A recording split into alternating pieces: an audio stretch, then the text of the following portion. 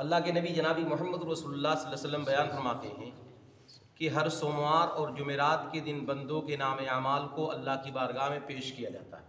हदीस का आखिरी टुकड़ा आपको बताएगा, जुमेरात के दिन जब बंदों के नाम अमाल को अल्लाह की बारगाह में पेश किया जाता है तो अल्लाह तबारक व तआला शिर्क ना करने वाले सबकी बख्शिश कर देता है।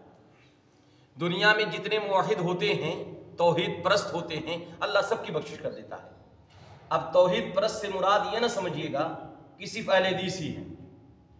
जिस शख्स के अंदर तौहीद परस्ती होगी, मुवाहिद होगा, अल्लाह की जनाब में शिरक नहीं करता होगा, वो किसी भी जमात का हो, किसी भी गांव करिए का हो, उसके अंदर अगर तौहीद है तो वो मुवाहिद है।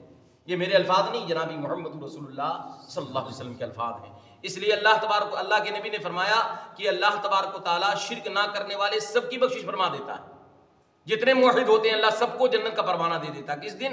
सोमवार और जुमेरात के दिन।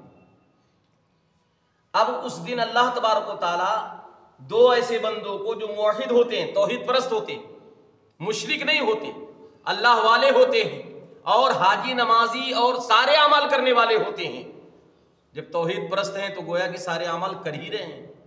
अल्लाह तबारक व तआला फरिश्तों को बुलाता है, फरिश्ते आते हैं और अल्लाह ताला कहता है देखो ये मेरे दोनों बंदे मुशरिक नहीं, तौहीद परस्त हैं, अल्लाह वाले हैं, फिर भी अल्लाह इन्हें जन्नत का परवाना नहीं अता करता।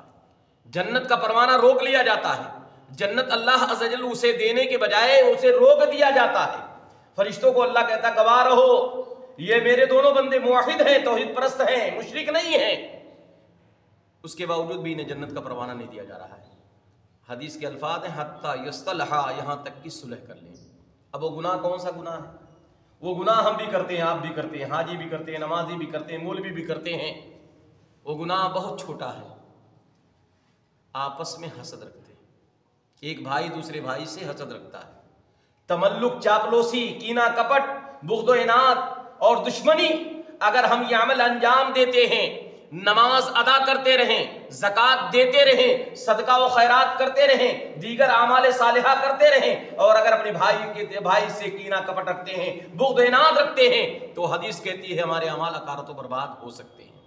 इसलिए मेरे भाइयों, ये गुनाह छोटा गुनाह सब करते हैं। मिसाल के तौर पर अगर मुझसे आपसे कुछ हो गया तो सलाम नहीं करना चाहते, बगल में खड़े नहीं होना चाहते, इसके अलावा किसी मजलिस में उसके सामना नहीं करना चाहते हैं। मेरे भाइयों, अगर हमारी नमाजें, हमारे आमाल सालिहा सब कुछ सही है, अगर ये गुनाह हमारे दरमियान है तो अकारत व बर्बाद हो सकता है। इसलिए हमको और आपको चाहिए कि अपने दिल को कीना कपट से पाक रखें, बुग़्ज़ से, इनाद से, दुश्मनी से, सरकशी से, तमर्रुद से, अल्लाह से बगावत से, सरकशी से अपने आप को बचा लें।